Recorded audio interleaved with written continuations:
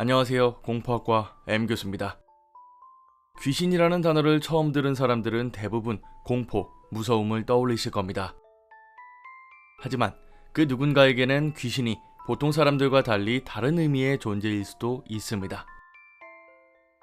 이미 오랜 세월에 걸쳐 귀신이 없다, 있다로 의견이 갈리고 있지만 가끔은 있었으면 좋겠다는 생각이 들기도 합니다. 가시죠. 현재 제가 살고 있는 동네에서 있는 일입니다. 이런 이야기를 들려드리는 것이 맞을까 고민했지만 한편으로는 아저씨의 행복함을 위해서라도 이런 사람이 있다는 걸 알리고 싶었습니다. 저는 현재 서울 마포구의 한 아파트 단지에 살고 있습니다. 이미 오래전부터 부모님과 살고 있어서 제 고향과도 다름없는 동네죠. 하루가 멀다고 이사를 오고 이곳을 떠나는 사람들도 많지만 생각보다 이 아파트에 오래 살고 계신 분들도 많습니다. 저희 가족 또한 마찬가지라 아무리 요즘 아파트에 이웃 주민이 사라졌다고 하지만 오며 가며 자주 마주치거나 반상회에서 본 사람들은 부모님과 친한 분들이 있습니다. 저도 얼굴만 보면 인사를 주고받는 분들이 동네에 많은데 저희 아파트 동에 사시는 아저씨 한 분이 있습니다. 정확한 연세는 모르나 환갑은 좋게 넘으셨을 것 같은데 가느다란 흰머리에 넉살이 그대로 묻어나오는 주름진 얼굴로 예상할 수 있습니다.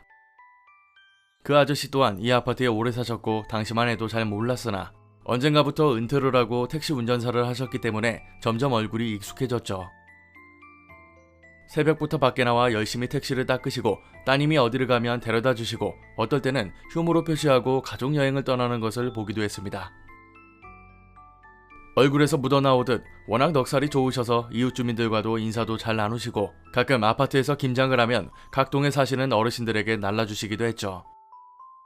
그 집에는 연세에 맞지 않게 아주 젊은 따님 한 분이 있었는데 여자인 제가 봐도 너무 예쁘고 청순해서 동네에서도 유명했던 분입니다. 서울에서 대학을 다니는지 몇 번 마주친 적도 있었죠. 그러던 어느 날 회사에서 퇴근하고 집에 들어와 잔업을 하고 있는데 보통 부모님이 집에 계실 시간인데 집안에 아무도 없더군요. 저희 부모님 두 분 모두 은퇴를 하셨기 때문에 가끔 동네 주민들이랑 이야기를 나누거나 친구분들과 밖에서 저녁 약속을 갖고 들어오실 때가 있어서 그냥 그러려니 했습니다. 한참 일에 집중하고 있는데 밤 10시가 다 되어서야 도어락 열리는 소리가 들렸고 쿵쿵대는 빠른 걸음으로 어머니께서 제 방으로 오셔서 방문을 여시는 겁니다. 어리둥절해서 이제 오셨냐고 인사를 드리니 어머니께서는 눈물을 한 바가지 흘린 것처럼 두 눈이 퉁퉁 부어서는 저한테 말씀하시더군요. 택시 운전하는 아저씨 딸이 죽었다고 말입니다. 이게 무슨 소리인가 한참을 멍하니 엄마만 쳐다보고 있었습니다. 그 뒤에 계시던 아버지 또한 말없이 엄마만 보고 계셨고 저는 대체 무슨 일이길래 그 젊은 사람이 죽었냐고 여쭤봤습니다. 사인이 교통사고였는데 지하철역에서 집으로 오는 길에 신호등이 파란불일 때 제대로 건너는 와중에 음주운전자가 그대로 들이받았더군요.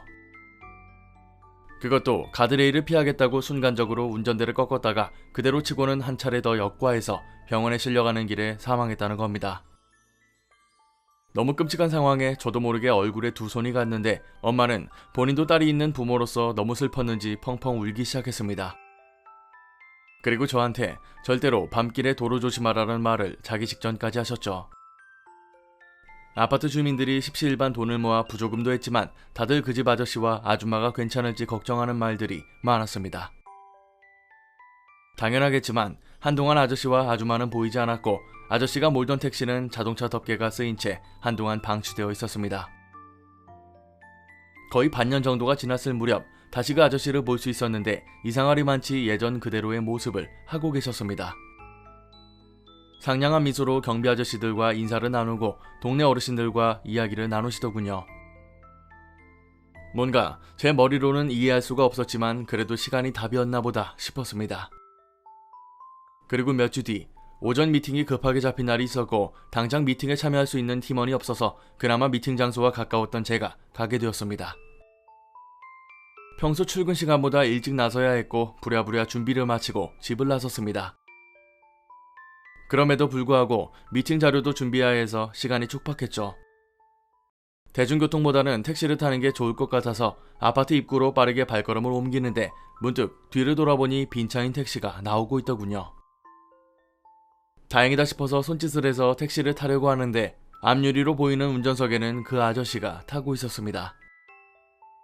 순간 저도 놀라서 문을 연 상태에서 타도 되냐고 여쭤봤는데 웃으시며 흔쾌히 타시라고 말씀하셨습니다. 일단 택시에 타서 목적지를 말씀드렸는데 룸미러로 저를 보시더니 저를 아시는 것처럼 어디 급하게 가시는 것 같다고 인사를 건네시더군요. 이제껏 아저씨와 대화를 주고받지는 않았지만 그간 오며 가며 봐온 정이 있어서 그런지 편안한 마음이 들었고 오늘 회의가 급하게 잡혀서 잘 부탁드린다고 말했습니다. 그 다음에 아저씨가 하시는 말씀을 듣고 저도 모르게 네라고 대답했습니다. 저희 아이와 같이 타고 가는데 괜찮으시죠? 외우고 있던 발표 내용도 잊어버린 채 당황해서 한동안 가만히 아저씨만 보고 있었습니다. 운전을 하시면서도 룸미러를 고쳐 만지시고는 살갑게 웃고 계시는 아저씨가 이상하게 보였죠. 항상 영업 나갈 때면 아이랑 같이 타고 가는데 손님이 괜찮으실까 여쭤본 거예요. 아저씨가 바라보는 곳을 보니 보조석 앞에 택시기사 자격증이 붙어있는 곳에 사진이 걸려 있었고 그 사진에는 이미 고인이 된 따님의 사진이 있었습니다. 나중에 내리면서 봤지만 보조석에는 어디서 갓 꺾은 것처럼 보이는 꽃도 있었고요.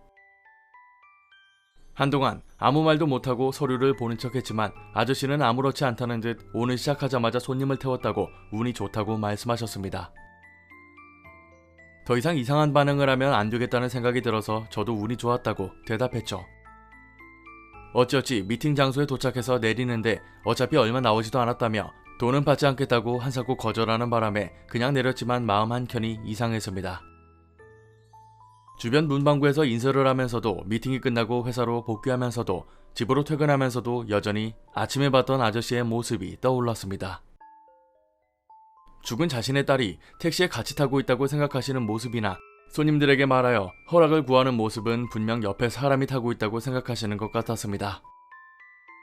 집에 도착해서 부모님께 이 이야기를 했더니 이미 부모님은 알고 계셨습니다.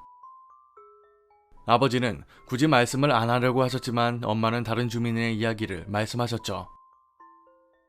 언젠가 다른 동에 살고 있는 남자 대학생 하나가 학교에 돌아오는 길에 택시를 잡았는데 기사님이 왜 우리 집에 가냐고 묻더랍니다. 그래서 무슨 말씀이냐고 했더니 그 아저씨가 거기 자기가 사는 아파트고 지금 나왔는데 손님 때문에 다시 집에 들어가야겠다고 껄껄 웃으시더랍니다. 학생도 신기해서 이런저런 이야기를 나눴는데 도중에 저한테 물어보신 것처럼 따님 이야기를 하셨던 거죠. 이 때문에 아파트 주민들 사이에서는 아저씨가 많이 힘들어하시는 것 같다고 혹시 어딘가 편찮으신 게 아니냐는 말도 나왔지만 전혀 문제될 건 없었답니다. 아줌마는 집에서 잘 나오지 않으셨지만 아저씨는 평소처럼 택시를 몰았기 때문에 가끔 딱하게 생각한 주민들이 일부러 차에 타기도 했죠. 지금은 이미 시간이 꽤 지난 상황이지만 가끔 집에 들어올 때 택시를 보면 여전히 보조석에는 따님의 사진이 걸려 있습니다. 저도 그걸 보고는 가끔 혼자서 울 때도 있었는데 혹시라도 이런 기사님을 만날 때가 있다면 꼭 넓은 마음으로 이해해 주셨으면 좋겠습니다. 아마 아저씨의 행동을 보고 혹시나 편찮으신 게 아닐까라는 생각도 들 수 있지만은 제 생각으로는 따님을 추억하는 아저씨만의 방법이 아닐까 싶습니다. 이런 이야기를 듣고 굳이 귀신을 갖다 붙이는 게 맞을지 모르겠지만 만약 아저씨가 정말로 따님을 보고 계신 거라면 그게 따님의 영혼이 맞았으면 좋겠습니다. 오늘 강의는 여기까지입니다. 재밌게 봐주셨다면 공포학과에 입학 부탁드립니다. 공포학과 M교수였습니다.